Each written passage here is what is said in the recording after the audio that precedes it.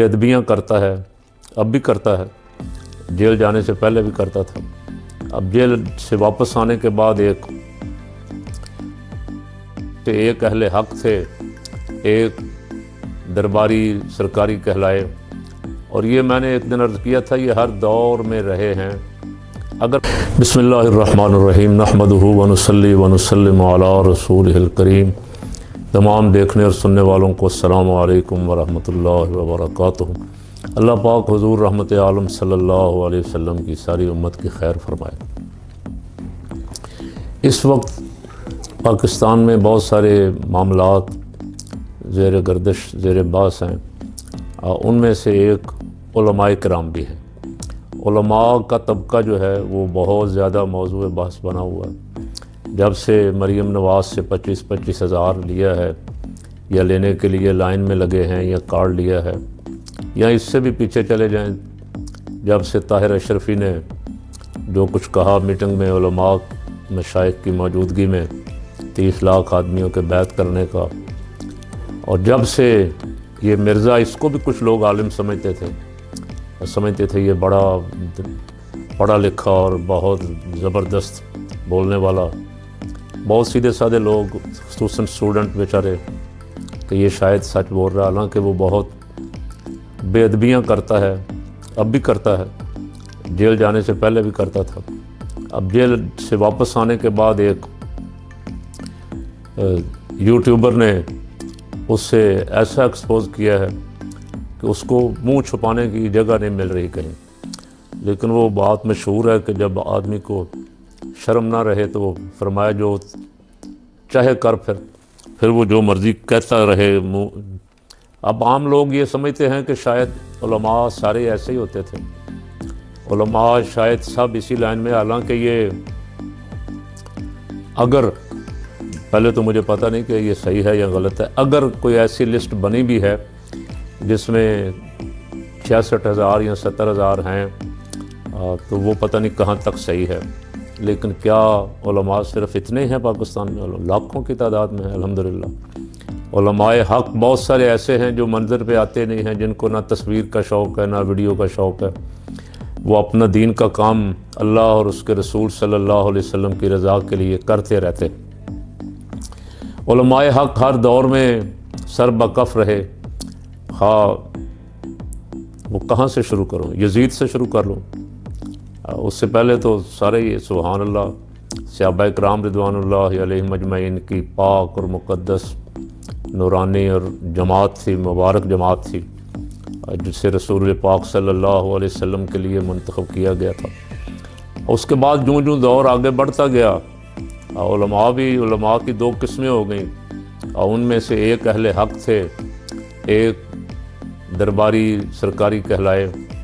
और ये मैंने एक दिन अर्ज़ किया था, ये हर दौर में रहे हैं। अगर कभी आप निकाल के देखें, अब जिनकी लिस्टें आप देखते हैं, तस्वीरें देखते हैं, ये ज़रदारी के साथ भी यही थे, फिर नवाज शरीफ के साथ भी यही थे, अब फिर इमरान खान के साथ भी यही थे, और उससे पहले मुशर्रफ के साथ भी यही थे, और फिर अब शहबाज शरीफ के साथ फिर वही हैं, मरीम नवाज़ के साथ भी वही हैं। तो मैं आज, मुझे फेसबुक से कल परसों एक मिला, अपने पोस्ट एक मिली, वो पोस्ट करने वाले साहब नसरुल्लाह खान साहब हैं कुछ। अब मेरा कुछ हो सकता है गायबाना को तारुफ हो, लेकिन कुछ ज़्यादा जानने वाला नहीं हो। उन्होंने एक पोस्ट की, मेरे दिल को लगी, और ये बातें तो ज़ाहिर है आपने भी सुनी हैं, मैंने भी सुनी हुई हैं, लेकिन एक दफ़ा मैं आपके सामने दोहरा रहा हूँ ताकि आप इन लोगों को और हम जैसों को ना देखें। जब आप उलमाए हक की बात आए तो उलमाए हक के कुरान और सुन्नत के मुताबिक दिए गए हुक्म के सामने अपना सर तस्लीम खम कर दें। उन उलमा की बात करने लगा हूँ जिन पे उम्मत को फ़ख्र है, उन उलमा की जिनको रहमत आलम सल्लल्लाहु अलैहि वसल्लम ने फरमाया ये अंबिया के वारिस हैं। नसरुल्लाह खान साहब हैं, उन्होंने जो पोस्ट डाली है और लिखा है, हज्जाज बिन यूसुफ जब खाना काबा पर आग के गोले बरसा रहा था तो उस वक्त हज़रत अब्दुल्ला बिन ज़ुबैर ने जवां मर्दी की तारीख़ रकम की। उन्हें मुसलसल हथियार फेंकने के पैगामात मौसूल हुए, मगर आपने इताअत करने से इनकार कर दिया। اپنی والدہ حضرت اسماء رضی اللہ تعالیٰ عنہ سے مشورہ کیا۔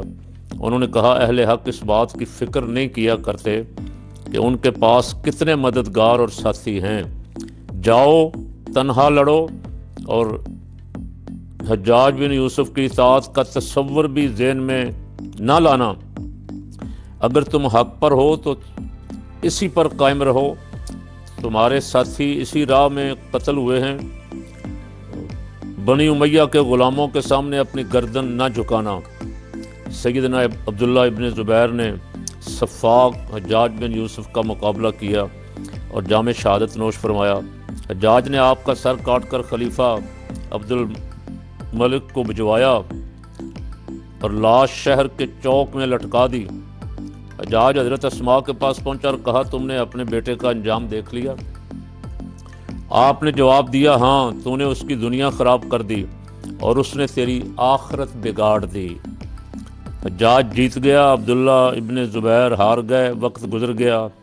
ابو جعفر منصور نے کئی مرتبہ امام ابو حنیفہ رحمۃ اللہ علیہ کو قاضی، اچھا یہ جو لکھا ہے کہ عبداللہ ابن زبیر ہار گئے، اسے ظاہری طور پہ، دنیاوی طور پہ ظاہری فتح، جیسے یزید کو لوگ کہتے ہیں کہ یزید نے اہل بیت کا سارا خانوادہ شہید کر دیا، یزید کامیاب رہا، یہ ظاہری دکھاوے کی کامیابی ان کو حاصل ہوئی، لیکن حقیقی کامیابی کربلا میں امام حسین کو نصیب ہوئی، اور یہاں حضرت عبداللہ ابن زبیر رضی اللہ تعالیٰ عنہ کو آج دنیا عزت اور احترام سے نام حضرت عبداللہ ابن زبیر کا لیتی ہے، اور حجاج کے بارے میں جو کچھ لوگ الفاظ استعمال کرتے ہیں وہ آپ سنتے رہتے ہیں۔